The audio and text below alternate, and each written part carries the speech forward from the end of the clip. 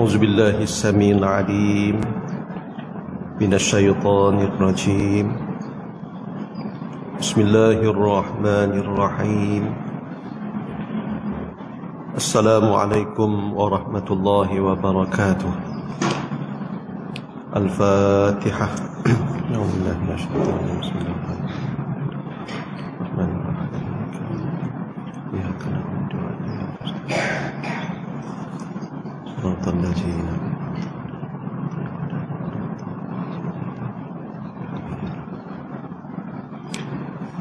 الحمد لله رب العالمين والعاقبة للمتقين ولا عدوان إلا على الظالمين أشهد أن لا إله إلا الله وأشهد أن محمدا عبده ورسوله اللهم صل على سيدنا محمد وعلى آله وأصحابه ومن تبعه ونصره إلى يوم الدين أما بعد. Muslimin muslimat yang dirahmati Allah Ta'ala sekalian, alhamdulillah bersyukur kepada Allah Subhanahu wa Ta'ala, pagi ini kita dapat bersama lagi bagi meneruskan bacaan daripada kitab Tafsir Nur Ihsan. Moga-moga Allah Subhanahu wa Ta'ala menerima apa yang kita kerjakan di saat ini sebagai masalah dan terampun dosa-dosa kita, dan perjalanan kita menuju ke akhirat sentiasa beserta dengan hidayah dan taufik daripada Allah Subhanahu wa Ta'ala. InsyaAllah kita akan mulakan pagi ini dengan bacaan wirid Sakran, muka surat 97, InsyaAllah. Moga-moga Allah Ta'ala mengurniakan pelindungan kepada kita, di keluarga dan harta benda kita semua, insyaAllah. Bismillahirrahmanirrahim. Allahumma inni ihtabtu bidarbillah tuluhu ma sya'allah qufluhu la ilaha illallah babuhu Muhammadur Rasulullah sallallahu alaihi wasallam sakfuhu la hawla wa la quwwata illa billahil aliyyil azim. أحاط بنا من بسم الله الرحمن الرحيم الحمد لله رب العالمين الرحمن الرحيم مالك يوم الدين إياك نعبد وإياك نستعين اهدنا الصراط المستقيم صراط الذين أنعمت عليهم غير المغضوب عليهم ولا الضالين. سور وآية الله لا إله إلا هو الحي القيوم لا تأخذه سنة ولا نوم له ما في السماوات وما في الأرض من ذا الذي يشفع عنده إلا بإذنه يعلم ما بين أيديهم وما خلفهم ولا يحيطون بشيء من علمه إلا بما شاء وسع كرسيه السماوات والأرض ولا يؤوده حفظهما وهو العلي العظيم. بنا استدارت كما استدارت الملائكة بمدينة الرسول بلا خندق ولا سور من كل قدر مقدور وحذر محذور ومن جميع الشرور تطرسنا بالله من عدونا وعدو الله من ساق عرش الله إلى قاع أرض الله ب100 ألف لا حول ولا قوة إلا بالله العلي العظيم. صنعته لا تنقطع ب100 ألف لا حول ولا قوة إلا بالله العلي العظيم. عظيمته لا تنشق ب100 ألف لا حول ولا قوة إلا بالله العلي العظيم.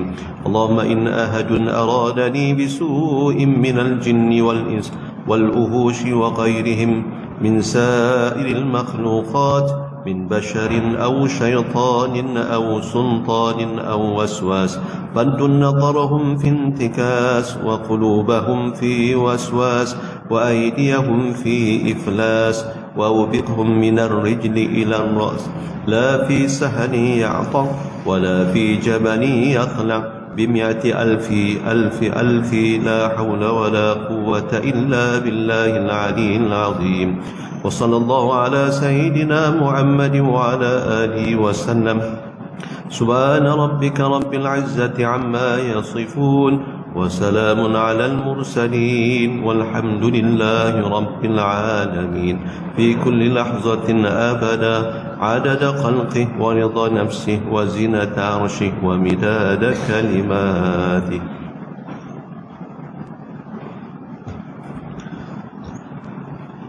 Muslimin muslimat mati sekalian, kita sambung bacaan tafsir Nur Ihsan muka surat 293, kisah Nabi Ibrahim. InsyaAllah kita akan sambung pada ayat yang ke-52 53.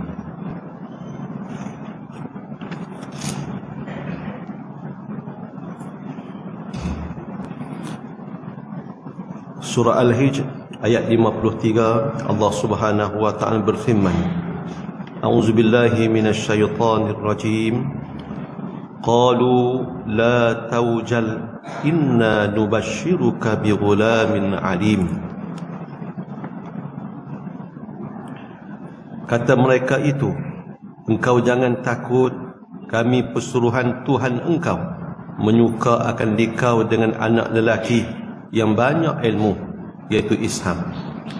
Muslimin muslimat mati sekalian, daripada ayat 51 mula menyebut berkaitan dengan kisah Nabi Ibrahim AS, dan selepas itu kisah anak saudara, anak menakan Nabi Ibrahim AS, iaitu Nabi Lut AS.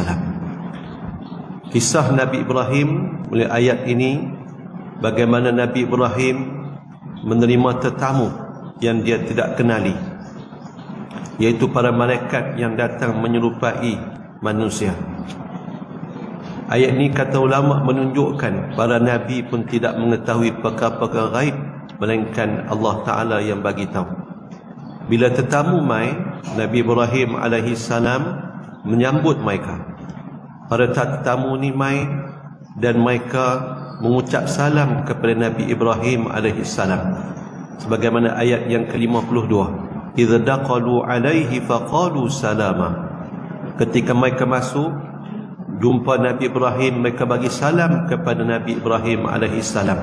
Dan itulah adab apabila kita pergi ke rumah orang ataupun nak masuk rumah kita sendiri, perlu untuk kita bagi salam. Dan ucapan salam ni adalah ucapan sejahtera, ucapan doa selamat untuk isi rumah tersebut ataupun individu yang kita temui. Tanda akhir zaman, kata Nabi, antaranya ialah apabila ucapan salam tu hanya diberikan kepada orang yang kita kenal je. Orang yang kita tak kenal, walaupun kita tahu dia orang Islam, kita tak bagi salam. Bahkan lah ni hak kita kenal pun kita tak bagi salam, hak tak kenal lagi dah. Kadang-kadang kita terangah, termalu je bila tiba-tiba orang yang tak kita kenali tu dia pula bagi salam kat kita. Jadi Nabi Ibrahim ni menerima tetamu, dan Nabi Ibrahim berdasarkan dalam ayat yang lain, Nabi Ibrahim dia layan tetamu dengan sebaik mungkin, sehingga kan sebagaimana kita pernah sebut, gelaran Nabi Ibrahim juga diberikan sebagai Abu Dhaifan, bapa tetamu. Kerana Nabi Ibrahim AS dia suka dan senang sekali bila menerima tetamu. Dia akan layan dengan jamuan yang hebat, sebagaimana kisah ni melalui ayat yang lain, bagaimana Nabi Ibrahim hidang anak lembu kat mereka, kan? Bukan bagi jamuan daging yang keras, yang tua dah, hak elok punya. Nabi Ibrahim sebagaimana kita pernah sebut, pantang Nabi Ibrahim makan seorang-seorang, dia akan cari orang yang akan dia jamu sebagai teman dia. Ni Nabi Ibrahim. Macam mana dia boleh buat macam tu? Kerana dia orang kaya. Kekayaan yang dimiliki oleh Nabi Ibrahim tidak menyebabkan Nabi Ibrahim jadi orang kedekut. Bahkan Nabi Ibrahim suka untuk menginfak dan juga berkongsi dengan orang. Kaya mana Nabi Ibrahim? Kaya sungguh, bukan main-main punya kaya. Kaya Nabi Ibrahim ni disebutkan binatang anjing yang jaga kambing dan ternakan Nabi Ibrahim 1000 ekor anjing. Bukan sekor dua, 1000 ekor. Dan setiap anjing yang jadi penjaga ternakan bagi ternakan Nabi Ibrahim itu dikalungkan dengan seketui emas di lehernya. Nabi Ibrahim kalung emas di leher anjingnya.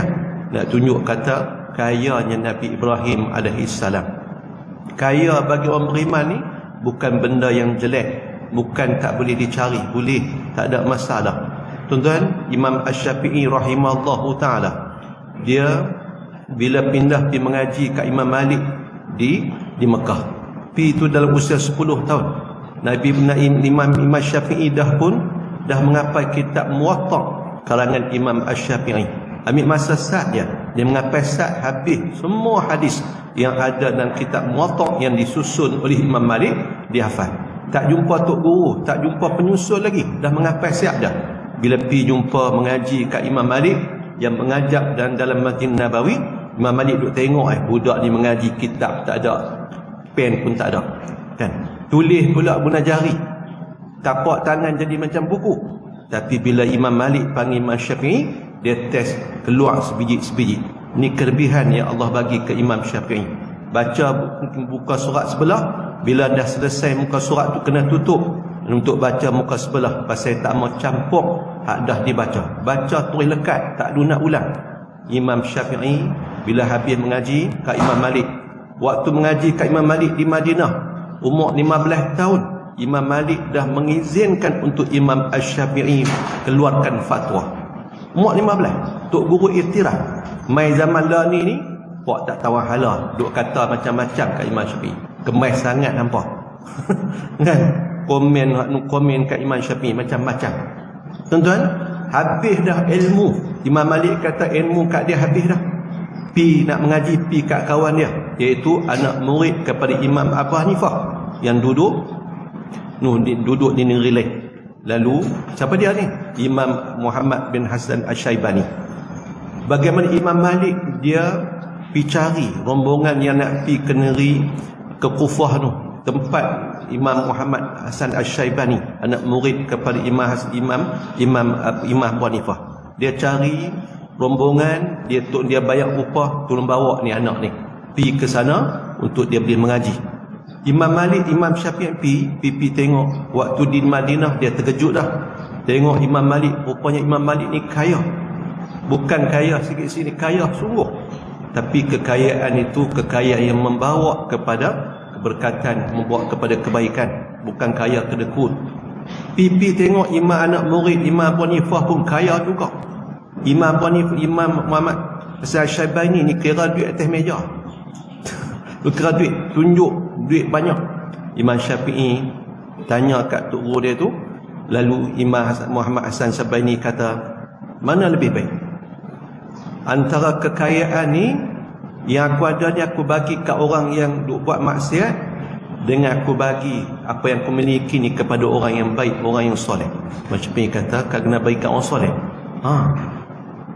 Kekayaan yang ada ni aku nak bagi kat orang soleh supaya dia menambah lagi kesolehan dia, bukan nak bagi kat orang jahat.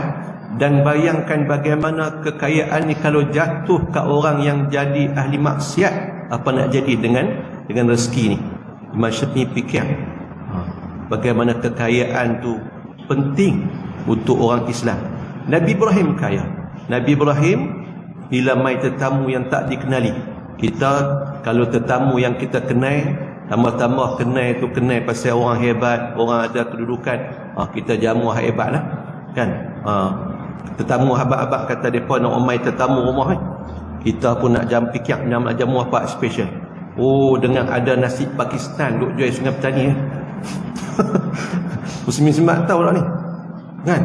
Tadi saya tengok video hak kemarin punya, tokai dia pun umum. Hari dulu tokai dia mai Bushra, tu Imam Bushra ambil gambar dengan tokai tu. Nasi Pakistan jual di Perak 8 tan. Kan ni lamb shank. Lepas tu di Penang 8 tan setengah kau apa. Ni nak tengok di Sungai Petani berapa. Marin dia umum terjual marin lem sheng nasi dia tu 2.5 tan lah. Orang ambil gamak main pukul 11 pagi beratur orang dah. Tak tahu marin tapi 2.5 tan. Hari ni tak tahulah berapa. Ada orang mabuk ni buat COD. Siapa nak try? Berapa harga nasi? Satu lem sheng, satu betih kambing tu dengan nasi. Kalau nasi tambah kena tambah RM5 lagi. Tak ramai muslim-muslimat, RM65 saja. Tapi orang beratuk kono depan simat tu. Depan padang simat dia buat kemah tak tahu apa biji. Orang beratuk. Video hak kawan tu ambil pukul 11 main dia kata tu dia kan. Dia sebut hak tokek nasi Pakistan sebut, you padu you mari. Mari sungguh orang Sungai Petani kan. Tetamu mai duk pekiak ni nak jamu apa? Nabi Ibrahim walaupun dia tak kenal, dia layan dengan terbaik, sembelih dan lembu haibat ni.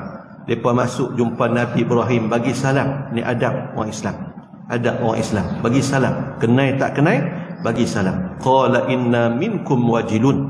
Nabi Ibrahim kata, kamu ni, kata Ibrahim, aku daripada kamu takut tak akan lihat orang-orang ini. Nabi Ibrahim kata inna, sekali dengan isteri dia Sarah. Nabi Ibrahim dan Sayyidah Sarah jadi takut. Wajilun ni ialah perasaan takut, bimbang yang duduk dalam hati tapi tak dizahirkan, tak nampak di muka, tak nampak di mulut dengan ucapan. Kata dia takut, tersimpan dalam hati. Tapi Nabi Ibrahim sebut wajilun, takut tu duduk ada dalam hati. Pasal ni tak kenal, tak kenal lah, tak kenal satu. Lepas tu bila disidangkan makanan tak sentuh walaupun sikit. Malaikat mana makan. Jadi Nabi Ibrahim kata, hampa ni menyebabkan kami jadi takut. Jadi ayat 53 pagi ni kita nak sambung. Qalu la taujan inna nubashiruka bi ghulamin alim. Malaikat tu mari, mereka sebut qalu, menunjukkan lebih daripada 2 orang malaikat yang mai. Qalu ni kaedah bahasa Arab. Jadi tunjuk kata lebih daripada 2 orang malaikat yang menyerupai manusia mai jumpa dengan Nabi Ibrahim alaihi salam. Dan malaikat tu jawab balik kepada Nabi Ibrahim, la taujan. Kata mereka, engkau jangan takut. Inna nubashiruka, kami pesuruhan Tuhan engkau menyuka. Nubashiruka, inna nubashiruka, kami sesungguhnya kami mai nak menyuka, mengembirakan engkau bi ghulamin alim, dengan seorang anak lelaki yang ada ilmu. Mai habang kata Nabi Ibrahim akan dikurniakan oleh Allah Ta'ala dengan seorang anak. Dan kita maklumi Nabi Ibrahim dapat anak ni dalam usia yang sudah pun tua. Ni cerita selepas daripada kelahiran Nabi Ismail alaihi salam. Ni cerita lepas dapat anak nama Ismail alaihi salam. Mak Nabi Ismail nama Hajar, mak Nabi Ishaq nama Sarah. Jadi mai habaq kata nak dapat anak, seorang anak lelaki, birulam, anak lelaki, abang jantina terus alim yang ada ilmu. Cerita kelebihan anak tu bukan anak yang biasa-biasa, tapi anak yang akan diberikan oleh Allah dengan ilmu pengetahuan. Dia pemai habaq berita yang mengembirakan. Qala ayat 54. Qala abashartumuni ala an massanyal kibaru fabima tubashirun. Kata Nabi Ibrahim, adakah kamu persuka aku dengan anak atas kena akan daku oleh tua, maka dengan apa kamu persuka aku umur 112 tahun? Nabi Ibrahim tanya, maksud ayat ni, hampa mai cerita kata aku nak dapat anak, hampa cerita mai benda yang boleh untuk buktikan kata aku ni akan dapat anak dalam keadaan ammasanyal kibar ni, maksudnya aku dah tua dah. Fabima tubashirun, habaq mai macam mana yang akan aku dapat anak ni? Tuan-tuan, umur Nabi Ibrahim ada riwayat menyebut 90 tahun, ada riwayat kata 100 tahun, ada riwayat kata macam dalam kitab kita ni 112 tahun. Tua dah bagi seorang lelaki. Walaupun orang lelaki ni kalau ikut Seperti kita maklumi, orang lelaki ni dia tak ada had, benih dia tak ada had, tak seperti mana orang perempuan bila terputus haid menopause habis. Tapi tak macam orang lelaki. Jadi Nabi Ibrahim kata dia dah tua dah, kok mana nak boleh dapat anak ni? Nabi Ibrahim minta tanda. Jadi Nabi Ibrahim tanya, bukan tak yakin dengan kekuasaan Allah Ta'ala, tapi cerita kalau logik akal, tua dah ni, kok mana nak boleh dapat anak? Lalu ayat yang ke-54 55, qalu basyarnaka bil haqq fala takum minal qanitin. Kata mereka itu, kami persuka engkau itu dengan sebenar daripada Allah Ta'ala, maka jangan ada engkau daripada segala orang yang putus asa daripada rahmat Allah Ta'ala.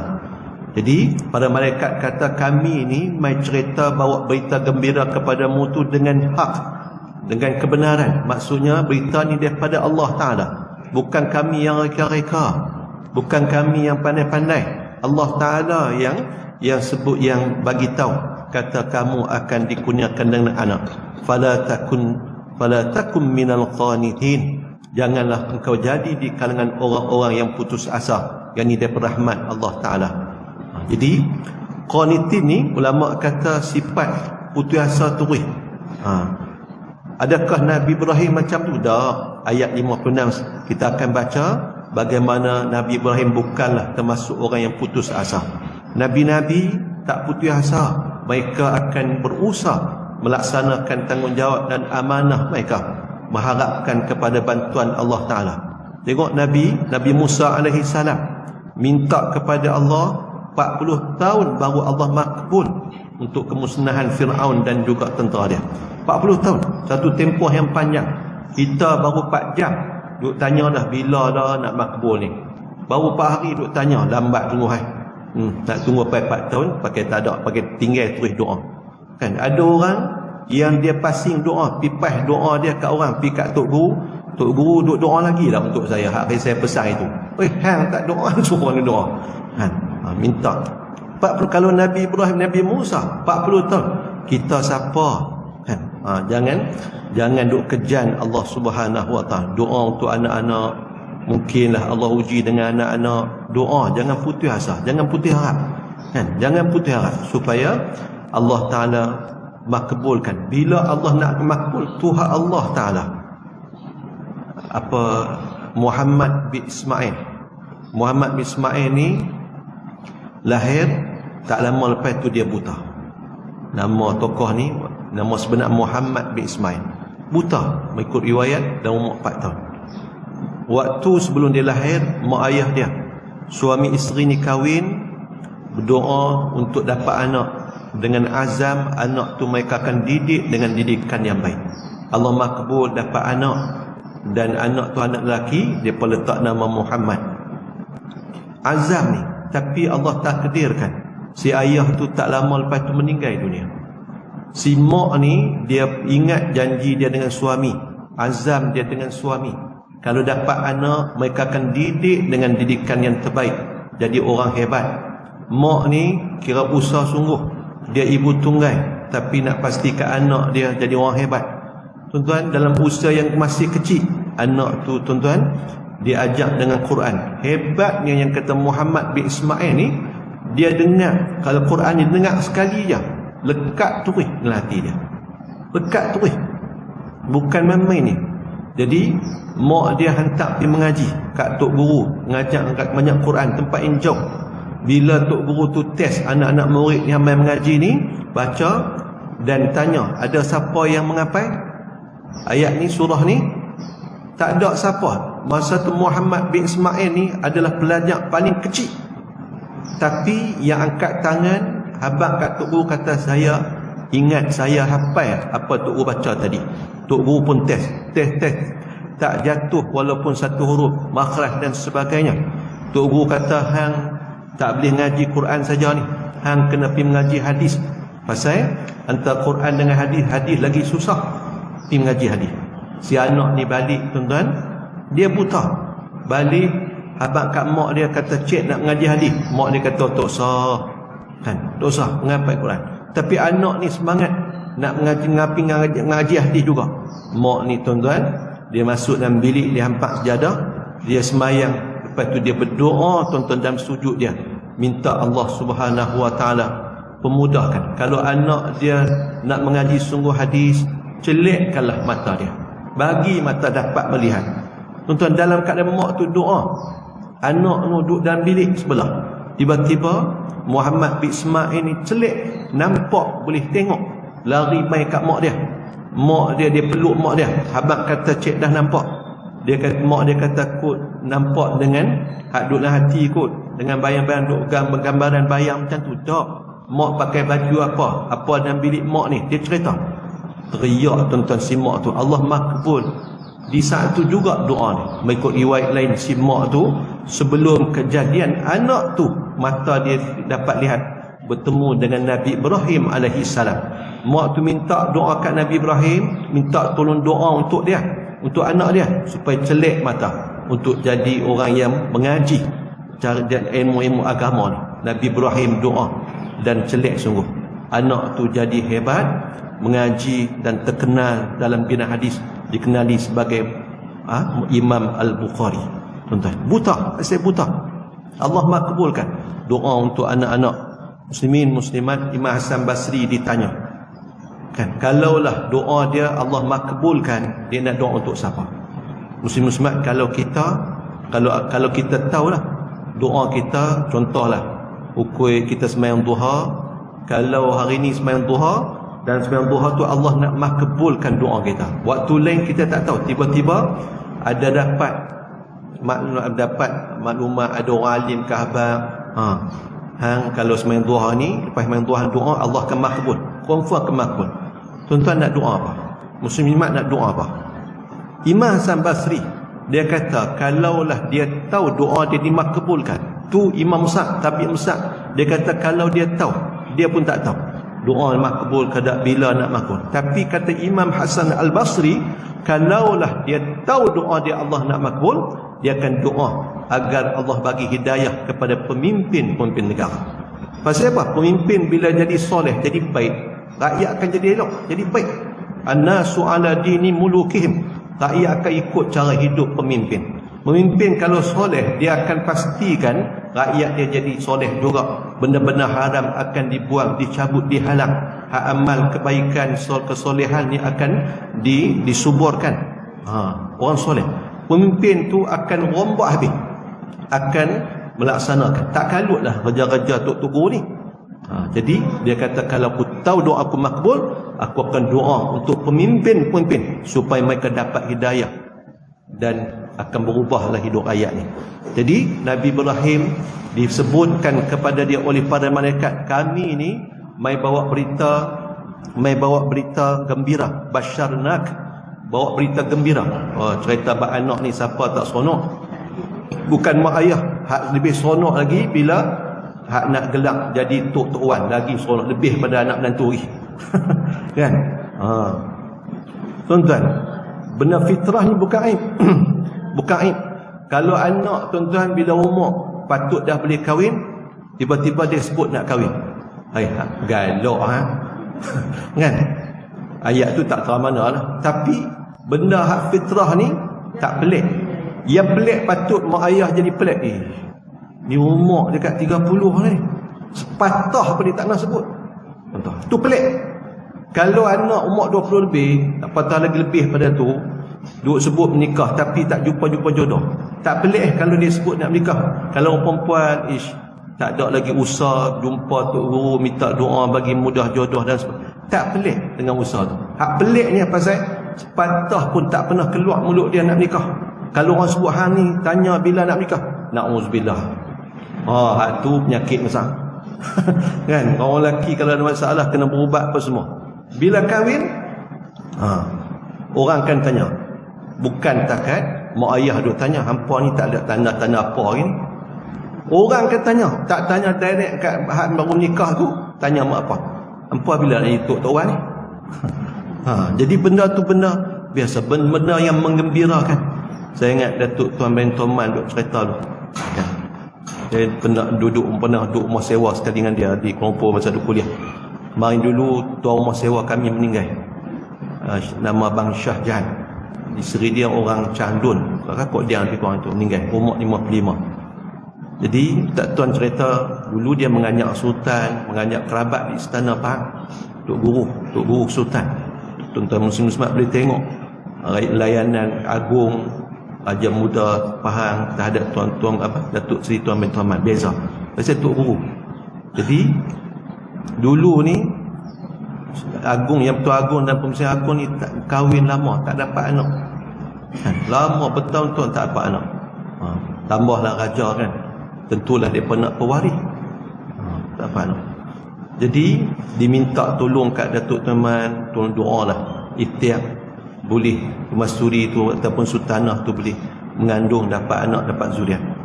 Datuk Tuan Man dia berdoa mai hajat, bahkan harapan tu dia bawa pergi kat pak menakan dia, Tok Uni Aziz. Minta Tok Uni Aziz tolong doa untuk Tengku Mahkota Pahang ketika itu, yang bertagung lah dengan isteri dia. Allah makbulkan. Sudah sekian lama Tuan Datuk Tuan Man cerita antara memori dia, kenangan yang cukup indah bagi dia bila dibagi tahu, ditelefon kepada dia bahawa Sultan ataupun Putera Tengku Mahkota minta dia segera mai ke bilik persalinan di raja, kerana isteri dia nak bersalin. Dan masa Datuk Tuan Man ni sampai, isteri Tengku Mahkota dah bersalin, anak yang jadi Tengku Mahkota lah ni. Datuk Tuan Man kata dia teriak kan, bukan anak dia, tapi ni pewaris kerajaan, waris tahta kerajaan. Teriak. Tengku Mahkota ketika tu minta Datuk Tuan Man tolong azan dan iqamah. Sebab tu katanya Pensyek Agung ni kalau dia selalu peringatkan anak hak jadi Tengku Mahkota ni, ingat ni Tok Guru yang tolong doa ni, dapat cek ni. Jadi istana Pahang dengan Datuk Tuan Man mereka baik sungguh. Tuan-tuan, siapa-siapa pula Nabi Ibrahim pun nak anak sampai umur 100 tahun ni kan, masih lagi kan harap moga-moga ada zuriat. Zuriat ni macam Nabi Zakaria alaihissalam pun tua, duk doa minta ke Allah Taala bagi zuriat kan. Inni qiftul mawaliya min warai wa kanat imraati akhirah. Nabi Zakaria mengadu mengintih ke Allah, kata dia bimbang, takut apa ni? Takut kerja-kerja dakwah ni tak ada yang sambung, dia nak zuriat. Dan isteri dia pula dalam keadaan mandui. Dalam keadaan mandui, Nabi Zakaria merintih minta ke Allah Ta'ala. Tambah-tambah bila Nabi Zakaria tengok Sayyidah Maryam kan, tengok anak menakan itu, anak menakan isteri dia, bagaimana baiknya Sayyidah Maryam, maka dia lebih teringin nak ada zuriat, ada anak. Dan Allah lepas kurniakan kepada dia hasil berkat doa, tunggu dengan sabar, Allah kurniakan Nabi Yahya alaihissalam. Malaikat ni mai bawa berita gembira, basyarna kabil haq, kami mai bawa berita ni bukan berita reka-reka daripada Allah Ta'ala ni. Fala takum minal qanitin, maka janganlah kamu jadi di kalangan orang yang berputus asa. Tak boleh berputus asa, kerana sifat tu sifat yang huduh, sifat yang jelek. Ayat 56. Qala wa man yaqnatu min rahmatillah, qala wa man yaqnatu min rahmati rabbih illa dhallun. Nabi Ibrahim kata Ibrahim, tiada seorang yang putus asa daripada rahmat Tuhannya itu melainkan segala orang yang sesat kafir. Nabi Ibrahim jawab, bila malaikat kata jangan jadi orang di kalangan yang putus asa daripada rahmat Allah Ta'ala. Lalu Nabi Ibrahim kata bahawa orang yang putus asa daripada rahmat Tuhannya adalah orang-orang yang sesat, orang kafir. Maksudnya dia bukan di kalangan mereka tu, bukan dia orang yang putus asa daripada rahmat Allah Ta'ala. Tak boleh putus asa kan, putus asa. Tuan-tuan muslim-muslimat, ni dalam tempoh akhir-akhir ni, terakhir ni, ramai orang bunuh diri, orang Islam saja kan, orang Islam ramai ni bunuh diri, terjun jambatan Pulau Pinang, terjun jambatan di macam kan. Itu masa Covid itu pun ramai juga orang bunuh diri. Lah ni orang bunuh diri ramai balik. Pasal apa? Pasal tekanan ekonomi kan, ekonomi keteruk kan. Ni dengar pula ni kalau hak yang mak ayah yang pernah kerja dengan kerajaan ada pencen, mamailah ni umum kata nanti ni hak kerja kerajaan pun atas janji, atas nama kontraknya, di kontrak. Lepas itu tak ada pencen. Tuan-tuan bayang muslimat, minta maaf saya sebut, hak ni orang bukan Melayu, ada orang parti bukan Melayu ni berjuang lama dah. Mereka kata orang-orang pejabat ataupun anggota pengkhidmatan awam ni, kaki tangan kerajaan ni ramai, orang Melayu ramai. Mereka nak kurangkan. Ni perjuangan mereka sekian lama. Pencen ni kena berhenti, kena tak boleh bagi dah. Tiba-tiba tuan-tuan, apa yang diusah ni diumumkan baru-baru ni akan dilaksanakan. Tuan-tuan, satu kita tak tahu ke depan nak jadi macam mana. Kita tak ni nak bayang muslimat. Duit kuih teruk kan. Dalam duit kuih teruk tu, macam saya sebut tadi, nasi Pakistan beratok tak tahu terang mana ni. Kan? Saya pun pasal ada ni lah orang mabuk, dia buat dalam Facebook dia. Siapa-siapa nak order boleh order. Dia akan ambil kira ni lah, buat COD. Dua fikir terengi kalau nak rasa. Tapi tengok ingat kuat harga. Dia RM65. Sakan nak kau kan. Hebat sungguh ni. Nabi Ibrahim kata, orang yang putih daripada rahmat Allah, putih asa dari rahmat Allah ni orang-orang sesat. Putih asa, dia bunuh diri. Sedangkan akibat daripada bunuh diri, putih asa ni dosa besar, pergi bunuh diri. Di akhirat, orang yang putihkan nyawa dia sendiri, makna bunuh diri ni, dia akan diseksa dengan cara dia bunuh diri dia. Hak ketikam dengan pedang, dengan pisau, dia duk tikam diri dia sendiri di akhirat nanti, tak berhenti-berhenti. Hak terjun bangunan, hancur kepala, macam itulah. Dia terjun, pecah kepala, naik balik. Boleh bayang keadaan terseksa orang-orang yang bunuh diri ni. Na'udzubillah min zalik. Tak boleh. Ada orang muslimat kan, ada cerita zaman dulu ni, ada seorang syekh, orang alim, Allah uji bini dia mati. Bila bini dia mati, dia tak boleh terima hakikat tu kan. Dia jadi murung. Dia berhenti kelas habis, kelas mengajak habis, dia berhenti. Lepas itu dia berkurang dalam rumah. Abang kat hamba saya dia, kat pekerja dia tak mau jumpa siapa dah. Berkurang dalam rumah. Ni Tok Guru besar, tempat orang duk rujuk, tempat penutan orang. Cerita kata Tok Guru ni sedih sangat dengan kematian isteri dia, sampai tak mau jumpa orang, tinggal habis kelas mengajak. Didengari oleh seorang perempuan. Perempuan ni dia nak tegur Tok Guru ni, tak betul Tok Guru ni. Dia pun mai duduk depan rumah Tok Guru tu, rumah syekh tu, habaq nak jumpa. Pekerja ataupun hamba kepada syekh tu pun mai habaq. Kat syekh kata ada seorang perempuan nak jumpa sangat-sangat. Syekh kata tak usah, suruh dia balik, aku tak mau jumpa. Dah habaq dah kan, siapa pun aku tak mau jumpa. Jadi mereka pun habaq kata tak boleh, tuan kami tak mau jumpa siapa. Orang tuan-tuan, perempuan ni umum di market, kata dia nak jumpa syekh tu, pun mana pun dia jumpa syekh tu. Jadi orang pun pakat bawa dia pergi depan rumah syekh, pakat kumpul. Perempuan ni ada hajat besar sungguh, dia perlu jumpa syekh tu. Tak jumpa tak selesai masalah dia. Akhirnya bila dibagi tahu berkali-kali kat syekh, syekh tu pun dia terpaksa jumpa dengan perempuan tu. Dia pun pergi keluar jumpa perempuan. Perempuan tu kata, syekh, saya ada masalah nak tanya kat syekh. Masalah, kalaulah saya ni pinjam kat adik-beradik saya barang berharga, pinjam pakai lama apa tu semua, tiba-tiba mereka main minta balik barang berharga, barang kemas tu main minta balik.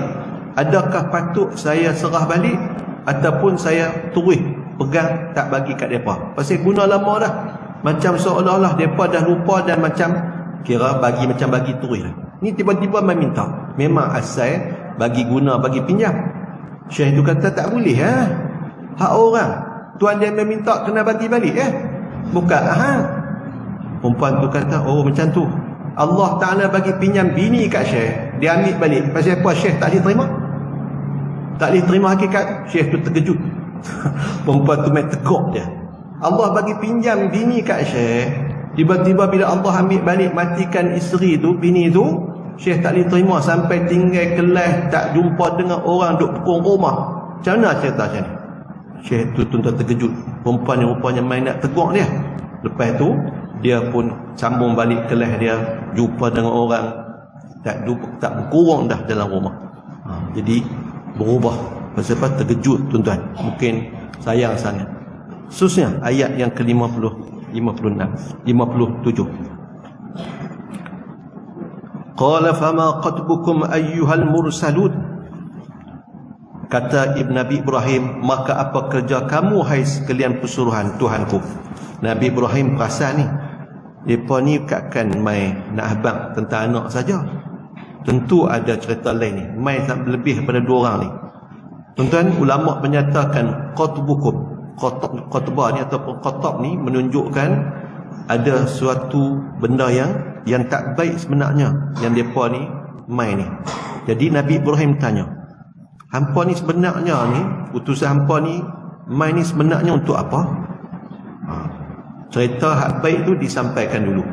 Muslimin muslimat, kita kalau kita pergi jumpa nak abang orang, selalu orang akan bagi, orang tu akan buat pilihan. Nak tahu hak cerita baik ke tak baik tu? Oh, payah kan dia ni aku ada 2 cerita ni, 2 berita. Hak nak tahu mana tu? Hak elok, hak seronok ke tak seronok tu? Payah kan? Jadi malaikat ni mai habaq benar gembira dulu. Mai habaq cerita baik dulu.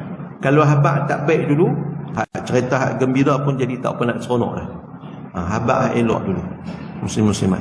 Anak kita, kalau anak kita buat masalah, ada kekurangan, si isteri nak habaq kat suami kan, dia tak boleh habaq balik-balik rumah, suami tak ada lagi nak buang kasut tu, habaq tu anak kita kurang, laki dah serabut lah jabat kan.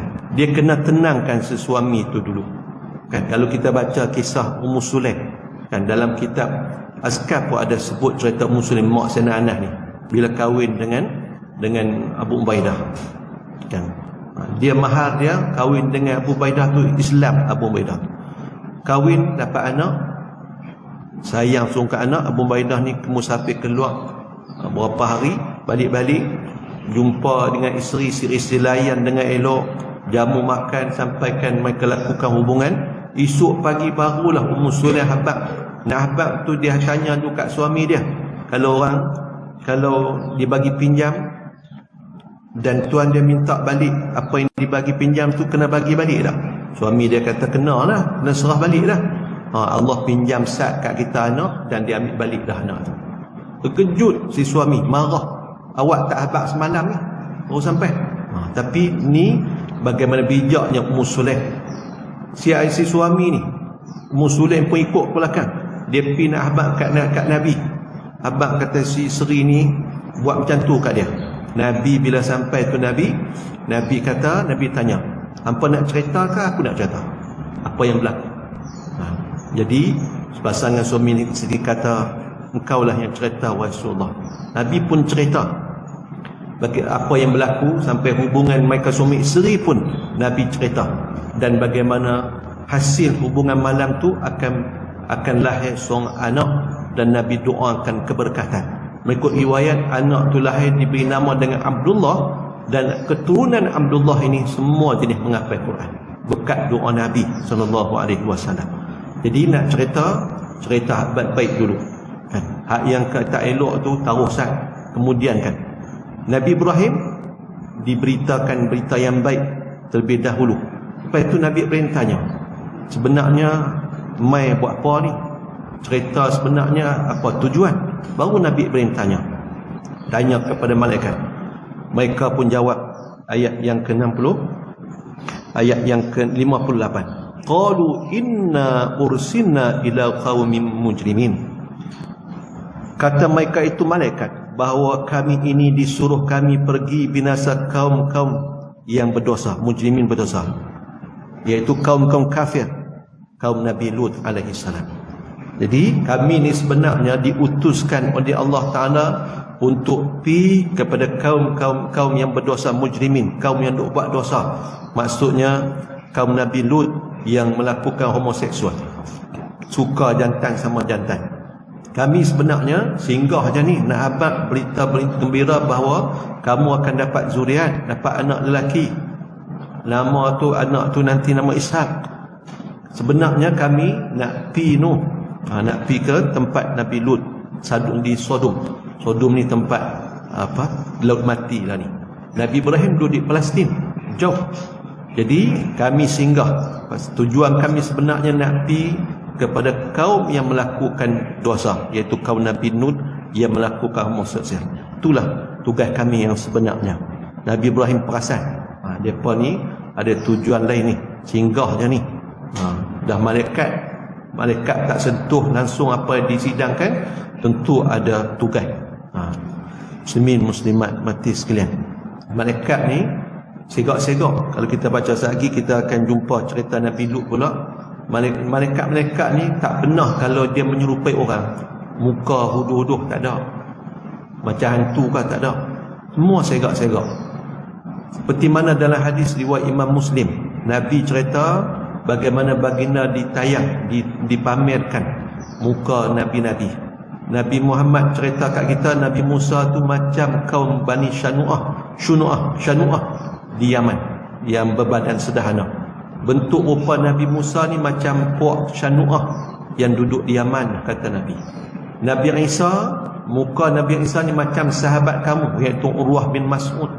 Urwah bin Mas'ud ni wakil puak Quraisy yang mai bincang dengan Nabi dalam perjanjian Hudaybiyah yang kedua.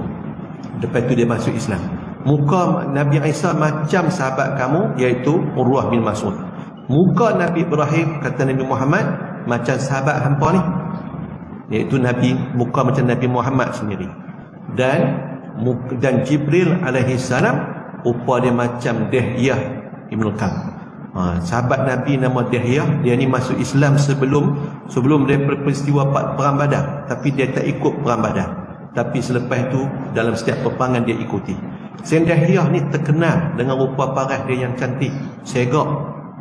Pernah Jibril alaihi salam mai duduk dekat Nabi di rumah Sayyidah Ummu Salamah, kan, mai sembang. Lepas tu Nabi tanya, lepas daripada malaikat Jibril yang menyerupai orang ketika itu beredar, Nabi tanya Sayyidah Ummu Salamah, siapa dia, kenal tak tadi? Sayyidah Ummu Salamah kata, tu Dihyah Ibnu Khalifah Al-Kalbi. Nabi kata, tu Jibril. Dia mai seperti mana hadis yang terkenal, kan kita baca cerita bab Islam, bab imam Islam dan ihsan. Sayyidina Umar, riwayat daripada Sayyidina Umar, bagaimana sahabat-sahabat tengok ada seorang lelaki yang mereka tak pernah tengok rupa dia. Tak pernah tengok. Mai dalam keadaan rambut berminyak hitam, rambut hitam berminyak, badan baju pula putih setelah. Kalau mereka bisa tengok, apa kenal lah, kata orang Madinah, ni tak kenal, tak bisa tengok. Kalau dia orang luar, orang musafir, padang pasir, tentulah rambut dia berdebu pasir, ni kusut, ni rambut minyak sikat eloknya, baju pula putih setelah. Kalau mai daripada luar Madinah, luar kota, tentulah berdebu. Orang musafir ni elok ni, mai duduk depan Nabi, pelanggar pelutut dengan Nabi pula, tanya soalan-soalan kat Nabi. Lepas tu keluar rupa-rupanya malaikat Jibril. Mengikut riwayat, dalam peristiwa seumpama tu juga, sahabat tengok Nabi duduk sembang dengan Dihyah. Dihyah ni segak. Malaikat Jibril kalau dia main, dia suka menyerupai rupa Dihyah Ibnu Khalifah Al-Kalbi, daripada Bani Kalbi, Bani Kilab.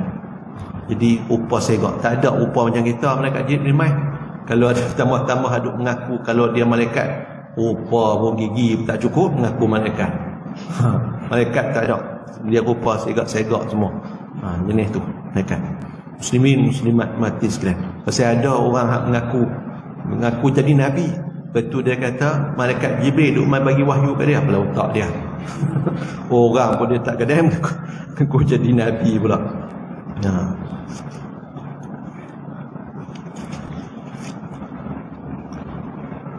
Kata malaikat, kami diutuskan kepada kaum yang melakukan dosa, iaitu kaum yang akan dibinasakan, kaum kafir, kaum Nabi Lut. Khususnya ayat yang ke-60, ayat yang ke-59. Illa ala lutin inna lamunajjuhum ajma'in. Ayat sampai anda tu, tapi dia buat kurungan tu lajak sampai ayat yang ke-60 sekali. Melainkan ahli Lut kami lepas akan mereka itu sekalian. Mana malaikat-malaikat ni mereka akan bertindak terhadap kaum Nabi Lut, nak bagi tahu bahawa hukuman azab Allah Taala akan berlaku. Allah akan turunkan bala kepada kaum Nabi Lut, dan hanya keluarga Nabi Lut sahaja yang akan selamat semuanya. Muslimin muslimat, ada pengecualian terhadap bangsa-bangsa yang akan kena azab di perkampungan di Sodom nanti. Muslimin muslimat, ni cerita depa main nak habaq kat Nabi Ibrahim, depa nak pi ke Sodom, nak jumpa Nabi Lut, nak berhabaq kata Allah Taala dah tetapkan akan berlaku azab, turun bala terhadap kaum Nabi Lut, dan ada yang akan selamat iaitu ahli keluarga Nabi Lut alaihi salam. Illa ala Lutin, tuan-tuan, ala Lutin ni keluarga Nabi Lut sungguh. Anak-anak Nabi Lut ada 2 orang perempuan, dan anak saja masuk, isteri tak masuk. Isteri ni jadi tali barut kepada kaum dia. Ada yang menyatakan kalau sebut Ali ni mana keluarga, macam Ali Imran. Ada orang salah sebut surah Al-Imran, tak, bukan surah Al-Imran, surah Ali, keluarga Imran, Ali Imran. Bagaimana? Kalau sebut Ali ni mungkin juga sekali dengan orang-orang yang beriman, disebut sebagai keluarga juga bagi seorang Nabi. Seorang yang beriman ni disebut sebagai keluarga. Tapi berdasarkan ayat-ayat yang lain, rupa-rupanya memang keluarga, iaitu 2 orang anak Nabi Lut saja yang akan ikut terselamat dengan Nabi Lut, yang beriman hak tu je. Mak mereka pun tak beriman, akan kena azab bila turun bala daripada Allah Subhanahu wa taala. Dalam ayat yang lain dalam surah Az-Zariyat, Allah Taala menegaskan, "Fama wajadna fiha ghairu baitin minal muslimin." Maka kami tidak dapati di dalamnya melainkan sebuah rumah yang menyerah diri. Rumah Nabi Lut yang beriman pun hak lain tak payah. Tak beriman. Mai nak bawa pesanan, nak bawa berita bahawa kaum Nabi Lut akan dimusnahkan akibat daripada dosa yang mereka lakukan. Tak pernah dosa tu dibuat oleh orang lain, tiba-tiba mereka duk buat. Jadi Allah bagi pengecualian terhadap Nabi Lut dan juga keluarganya, iaitu mereka diselamatkan bila azab itu turun. Maksudnya ayat yang ke-60. Illa mara'atahu qaddarna innaha laminal ghabirin. Melainkan isterinya kami telah tetapkan dia bahawa ia daripada segala orang yang binasa kerana kufurnya.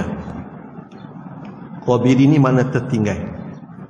Allah sebut pengecualian dalam keluarga Nabi Lut yang tak selamat, rupa-rupanya isteri dia. Illa mura'atah, kecuali isterinya. Qaddarna, kami telah tetap, kami putuskan, innaha laminal ghabirin, dia di kalangan orang-orang yang tertinggal. Maksudnya tak ikut keluar daripada Sodom ke Palestin bersama Nabi Lut alaihi salam. Tuan, ni ujian dalam rumah tangga. Bukan boleh nak pastikan kata hidayah di keluarga tu semua akan ikut dah. Bagaimana mahainya hidayah Allah Ta'ala. Kalaulah para Nabi sendiri Allah uji, ada isteri, ada anak yang tak ikut seruan dakwah mereka, maka kita pun zaman ni juga perlu memahami hidayah ni mahal. Ada anak orang alim, tok guru, orang soleh, anak tok imam dan sebagainya. Tengok tok lo jadi tak tawan. Kita akan teringat, kita tak akan hukum, kita tak akan cepat tuan-tuan nak kata tak reti ajak. Dah. Kita tak akan cepat tuan-tuan jatuh hukuman. Kan? Teruk ingat akut semua je elok, tak pakai juga ada. Ujian. Jangan, saya takut tuan-tuan, benda tu takut. Jangan cakap takut nanti kita pula diuji macam tu, kut-kut lagi kita teruk hadapi, lagi kita tak mampu. Ujian, doalah kebaikan semua. Kalau yang terlajak, kita doa moga dia balik ke pangkal jalan. Kalau keluarga yang diuji sebegitu, moga-moga dia bersabar. Siapa mau ujian sampai buruk nama, tercalak kan, ayat muka, jatuh ayat muka dan sebagainya, semua tak mau. Tapi apakan daya, ujian. Yang kita takut ialah kita duk sangka kita betul, kita duk sangka kita soleh, kita duk kenan, duk kata ke orang, duk hukum orang, sedangkan hak tu hak Allah Ta'ala. Rupa-rupanya hak belas bersalah tu dia insaf bila dia duduk dalam. keluar tengok-tengok dia lebih baik daripada kita. Kita tak baik, duk kata kau ni duk tolak. Akhirnya sama ada orang tu istiqamah dengan kebaikan ataupun dia patah balik buat kejahatan. Buat jahat tu pasal apa? Kita rupanya punca. Kan tak sokong dia, duk kata kat dia, duk rendah-rendah dia pula. Dia keluar dengan azam nak buat kebaikan, tak mau dah nak buat, nak ingat benda-benda lama. Jaga, jangan. Kita takut benda tu terjadi kat kita. Jadi lebih baik kita berdoa supaya orang tu boleh istiqamah, sabar. Kan kita tahu cerita berlaku, tapi tak ada sebab, tak ada cerita-cerita lah ke orang. Jangan takut. Ni keluarga. Dalam hidup keluarga ada, tentulah ada ujian. Berkaitan dengan isteri Nabi Lut alaihi salam, Allah Ta'ala cerita di dalam surah Tahrim, daraballahu masalan lilladzina kafaru imra'ata nuhin wa imra'ata lut kanata tahta abdaini min ibadina salihain faqalatahuma falam yughniya anhuma minallahi syai'an wa qila dukhulan nar ma'ad dakhilin. Allah buat perumpamaan bagi orang kafir dengan isteri Nabi Nuh dan juga isteri Nabi Lut. Kedua-dua isteri itu, isteri Nabi Nuh dan Nabi Lut itu berada di bawah dua hamba kami yang soleh, kata Allah, iaitu Nabi Nuh, Nabi Lut. Dua-dua hamba kami yang soleh, Nabi pula lagi. Faqalatahuma, dua isteri itu khianat terhadap suami mereka. Falam yughniya anhuma, suami mereka tak mampu nak tolong mereka, tak tolong minallahi syai', tak boleh nak tolong untuk selamatkan mereka. Wa qila dukhulan nar ma'ad dakhilin, dan disebut kepada mereka, isteri Nabi Nuh dan Nabi Lut, masuklah hampa berdua ke dalam neraka bersama orang-orang yang masuk neraka. Tuan-tuan, tu isteri Nabi. Anak Nabi Nuh, tuan-tuan, juga diuji. Jadi berhati-hati, kita doalah moga-moga Allah Ta'ala bagi petunjuk hidayah untuk kita dan anak-anak jadi penyejuk mata hati kita. Doa muslimin muslimat mati sekalian. InsyaAllah kita akan sambung minggu depan kuliah kita hari ini bersama dengan tuan guru kita Dr. Muakli, dan insyaAllah minggu depan kita akan tamatkan tafsir. Ada lagi ni panjang lagi daripada surah Al-Hijr, insyaAllah. Wallahu alam. Boleh sama-sama kita akhiri dengan sedikit doa dan setelah itu dengan tasbih kafarah dan suratul Asr. Bismillahirrahmanirrahim. Alhamdulillah, salatu wassalamu ala Rasulillah wa ala alihi wa sahbihi wa man wala.